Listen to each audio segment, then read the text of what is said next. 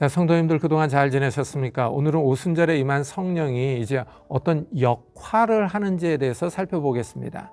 이 오순절에 성령이 임하자 갈릴리 사람들이 각 나라 방언을 합니다. 그러자 사람들이 세술에 취했다 하고 조롱합니다. 이때 베드로와 11 사도들이 일어나서 이제 이 성령 강림 사건의 의미를 설명을 해요. 이 제자들이 대중에게 이제 설교를 하는데 특히 베드로가 주도적으로 요엘서를 인용해서 설명을 합니다. 근데 이 베드로의 설교 내용을 잘 살펴보면 첫 번째 눈에 들어오는 것이 예언입니다. 그래서 오순절 성령 강림은 예언을 강조해요. 그래서 사도행전 2장 17절에 보면은 너희의 자녀들은 예언할 것이요 그럽니다. 그리고 18절에 다시 내 남종과 여종들에게 부어주리니 그들이 예언할 것이요 하고 말을 해요. 이 베드로가 요엘을 인용하면서 이 요엘서에는 없는 그들이 예언할 것이요, 요 표현을 첨가해서 예언을 강조하고 있어요. 그렇다면은 오순절에 임한 성령이요, 이 성령은 예언의 영으로서 역할을 감당하는 거예요. 자, 오순절에 임한 성령이요, 이제 예언의 영의 역할을 담당하는 거예요. 그럼 이 예언이 어떤 내용인가 하는 거예요. 우리는 예언 그러면 뭐 미래를 내다보는 거 이렇게만 생각을 하지 않습니까? 근데 이 베드로가 오순절날 성령이 임하자 설교를 하거든요. 그 설교 내용을 보면 알 수가 있어요. 이 성령이 임해서 베드로가 많은 사람들 앞에서 설교를 합니다.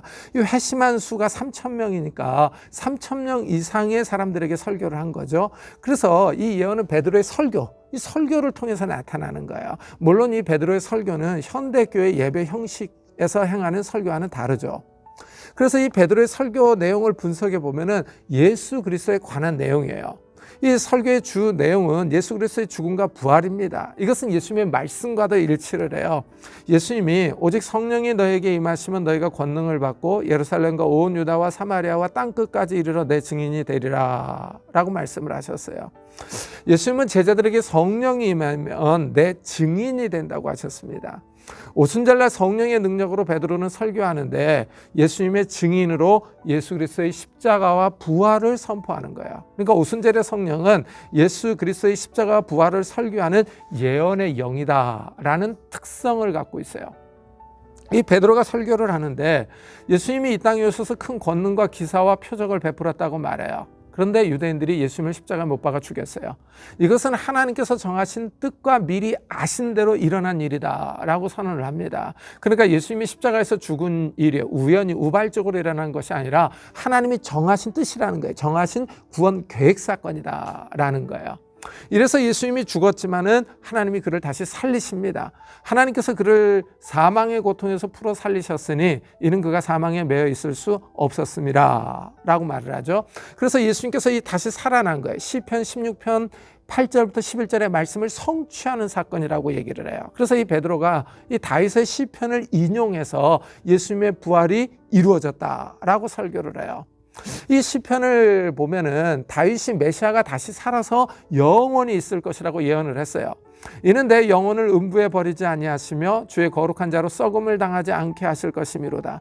주께서 생명의 길을 내게 보이셨으니 주 앞서 내게 기쁨이 충만하게 하시리로다. 다윗은 이미 죽어서 무덤에 있습니다. 다윗이 말한 것은 메시아, 이 그리스도의 부활이에요.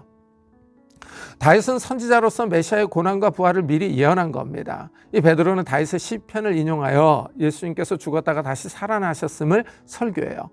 하나님이 예수님을 다시 살렸어요. 제자들이 이 일을 직접 보았습니다. 제자들이 증인이 되는 거죠. 자, 이 베드로가 예수님이 죽었다가 다시 살아났다고 설교를 해요. 그리고 이제 하늘로 올라가셨습니다. 이 하늘로 올라가신 이 높여지신 예수님께서 성령을 부어주셨다고 이제 설명을 하는 거예요. 그래서 33절에 보면은 사도행전 2장 33절이요. 하나님이 오른손으로 예수를 높이심에 그가 약속하신 성령을 아버지께 받아서 너희가 보고 듣는 이것을 부어주셨느니라. 그러죠? 그러니까 예수님이 죽고 다시 살아나고 승천하셨죠. 이 높아지신 주님께서 이제 성령을 부어주신다라고 얘기를 해요. 자, 성령으로 충만한 베드로가 예수 그리스도에 관한 일을 설교하고 있는 거예요. 그러면서 이 베드로는 시편 110편 1절을 인용해서 예수님이 하나님 보좌 우편에 앉아 계신다고 말하죠. 이 시편 110편도 역시 다윗의 시입니다. 특히 예수님이 바리새인들과 논쟁할 때 이 시편을 인용해서 질문을 했어요. 그리스도가 다윗의 후손인데 어찌하여 다윗이 그리스도께 주라고 했느냐 하고 바리새인들에게 물었습니다. 바리새인들이 이 질문에 아무런 대답을 못했어요. 예수님께서 이 바리새인들과의 논쟁에서 이기셨죠. 베드로는 이 시편 110편 1절을 인용해서 예수님이 그리스도다라고 밝힙니다. 다윗은 하늘에 올라가지 못했지만 예수님은 하늘에 올라 하나님의 우편에 앉아 계신다고 설교합니다. 유다의 종교 지도자들은 예수님이 메시아, 그리스도이심을 부인했어요. 그러나 하나님은 예수님을 그리스도로 인정하셨다는 겁니다. 이스라엘 온 집은 확실히 알지니 너희가 십자가에 못 박은 이 예수를 하나님이 주와 그리스도가 되게 하셨느니라. 예수님이 하나님이 인정한 만왕의 왕, 만군의 주예요. 예수님이 바로 그리스도입니다. 베드로는 성령의 충만함을 받아서 예수님이 그리스도다 하고 설교하고 있어요. 오순절에 임하신 성령이요. 이 성령은 예언의 영으로서 예수 그리스도를 증거하는 영이다라는 것을 여기서 알 수가 있어요. 그리고 그 예언이 설교의 형식으로 나타났다라는 겁니다. 예수님은 성령이 임하시면 제자들이 능력을 받을 것이라고 하셨어요. 그렇다면 이제 이 능력은 어떤 능력이냐 하는 거예요. 성령이 임하자 이 제자들이 방언을 말해요. 그래서 첫째, 방언을 말하는 능력이죠.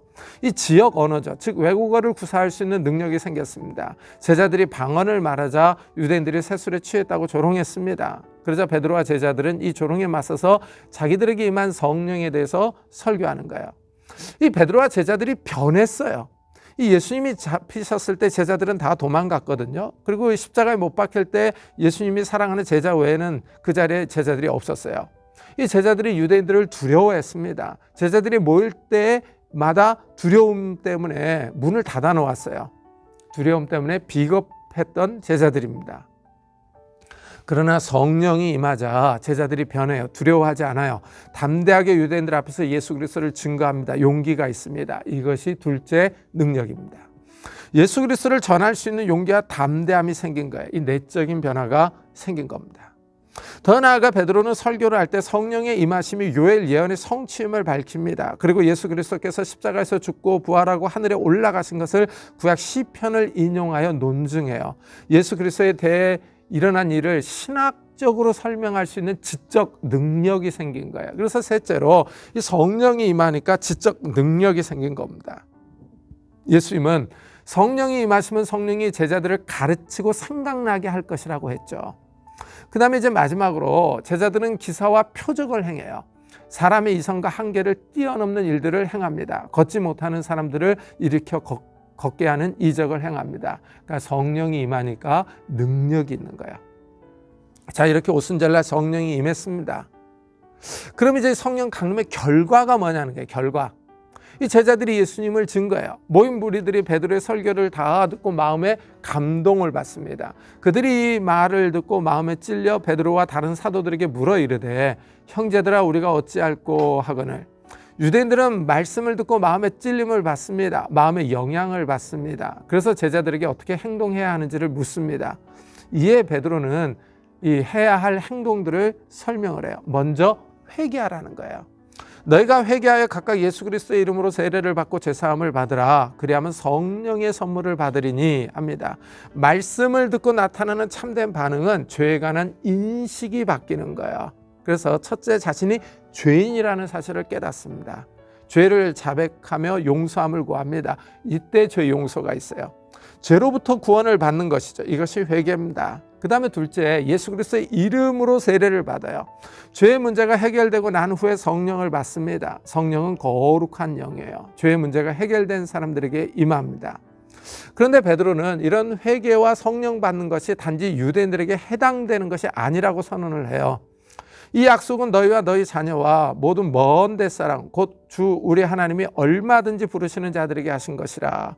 이방인들도 성령을 받을 수 있다라는 겁니다.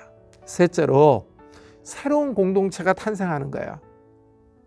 베드로의 설교를 받고 회개한 사람이 약 3,000명이나 됩니다. 엄청난 숫자가 예수 그리스도를 믿었어요. 새로운 공동체가 생긴 겁니다. 그러니까 성령 강림이요. 이 성령 강림의 결과로 교회가 탄생하는 거예요. 오순절은 하나님께 밀추수의 첫 소산물을 드리는 절기입니다. 성령이 임하시자 오순절에 약 3천 명이나 되는 사람들이 회개하고 구원을 받습니다. 예수 그리스도의 십자가와 부활 사역의 첫 열매를 맺은 거예요. 자, 이렇게 이제 교회가 탄생을 했어요. 그럼 이제 이 교회의 특징이 뭐냐 하는 거예요. 이 특징이 사도행전 2장 42절에 잘 나와요. 그들이 사도의 가르침을 받아 서로 교제하고 떡을 떼며 오로지 기도하기를 힘쓰니라. 첫째, 가르침이 있어요. 그러니까 사도들은 예수님의 마지막 지상 명령에 따라서 성도들을 가르치는 거예요. 그러니까 교회 공동체에서 말씀 교육이 중요한 거죠. 둘째, 서로 교제하는 거예요. 교제. 셋째, 같이 모여서 식사를 합니다. 일상적인 교제의 식사이거나 주의 성찬을 말하는 겁니다. 넷째, 예루살렘 교회는 기도에 힘씁니다. 오순절날 성령이 임함으로 교회가 탄생했다라는 거예요. 그리고 이 교회 안에 이방인들도 포함되어 있다라는 거죠. 우리 같은 이방인들도 이 교회 공동체에 들어오게 되는 거예요. 오순절 성령 강림의 결과라는 사실을 알 수 있는 겁니다.